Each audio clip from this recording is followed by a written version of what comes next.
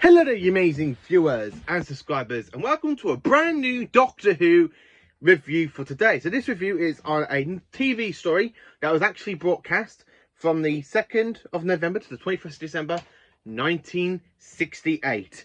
And as you can tell by the figure display I've made, it's The Invasion, which is an absolutely cracking story. And if you remember from the other day when I did my list of my 5 favourite Patrick Troughton stories, you know The Invasion is my all-time favourite Troughton story. So I'm going to show you what I own of The Invasion so far, and then of course get into the actual review. So I own the Target novel book written by Ian Martin. So just put the Target book there, and then of course it on DVD. So far after doing this review, this isn't out on Blu-ray because we haven't got Doctor Who The Collection Season 6 yet. So, and I don't really own it on VHS. So I've owned it on the Target novel book and on the DVD. But that's not all you can actually get this story on. You can actually get it in the VHS, which the image should have come up by now. And of course, if you're over in America, in the United States or in America, you can actually pick it up from your own DVD shops. I think.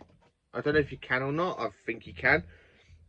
So, Doctor Who, The Invasion. What can I tell you about this 8-part epic that makes it my all-time favourite second Doctor story? Now, the thing is that the Cybermen don't really come into it until episode 4. So we kind of got episodes 1, 2 and 3 of absolutely amazingness. So, continuing from where the Mind Robber ended off with the TARDIS repairing itself after the TARDIS team leave the land of friction.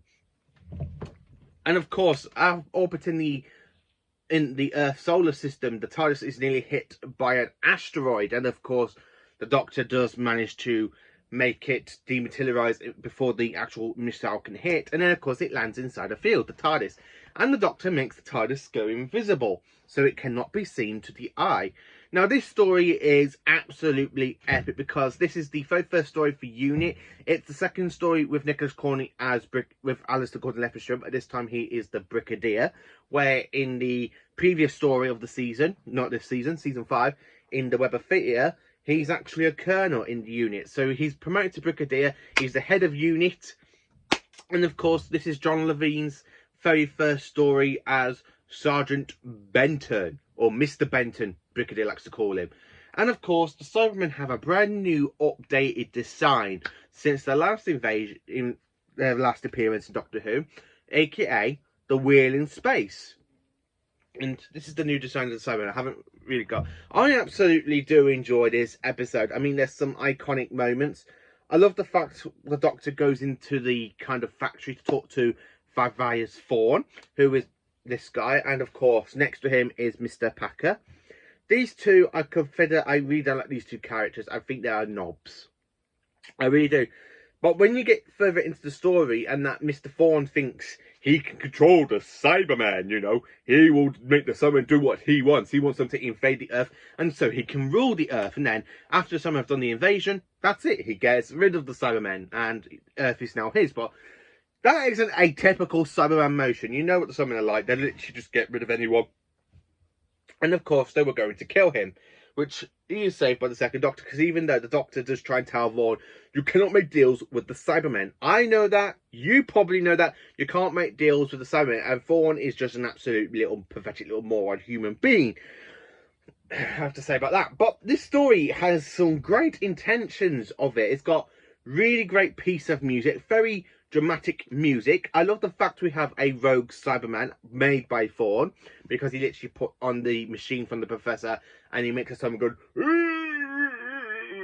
and it goes completely insane. And then Unit turn up and throw grenades in the sewers, and Cybermen get blown up, and one ends up coming after Jamie and grabs his leg. Even though Jamie does end up in hospital because he got shot by Tobias Thorne's men, and Jamie does end up in hospital, the Doctor does go on to saving the day, and I do love this scene after that. It's a little bit interesting scene I love, with the Cybermen like attacking and shooting the kill Thorne, which is kind of a big yay moment, and the Doctor's just there going, oh my word, oh, and he's just there running. I really love that scene. I really do love the scene. I love how the second Doctor is trying to pick out, like, what's these little clip things that's inside the human machinery in the radio Vaughan gives Jamie. This story, I absolutely think it's a diabolical classic. It is a classic story. It's my favourite Troughton story. And if I can get my way and find this on VHS, I'll probably buy the VHS as well. So I can actually say I've got it on target of a book, DVD, and of course on VHS, which unfortunately I don't at the moment. This story is just another iconic episode. I really do love this story, the invasion. It's absolutely great.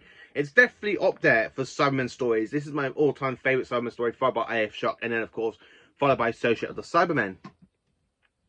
I really absolutely do love this story. It's got some great pieces of music. It's got a fantastic, it really does fill out all 8 parts. It doesn't really drag. It doesn't feel like it should be a 4-part story. But no, it absolutely fills out all 8 parts. And when you got to that iconic scene with the Cybermen popping out of the drains and walking down the cathedral, and you kind of got that atmosphere kind of signal music, and it goes baby. I can't say that how it actually goes. And when you see the Cybermen just walking down the cathedral, it's absolutely cracking. I really do love Doctor Who: The Invasion. This is my all-time favourite Troughton story. It's my all-time favourite Cyberman story. And if you haven't watched this, and I highly recommend it, because if you want a good second Doctor story and a good Cyberman story, this is it into one, followed by 2 minutes Cybermen. So thank you for watching this review. Please do like, subscribe and share, and join me for more awesome Doctor Who content.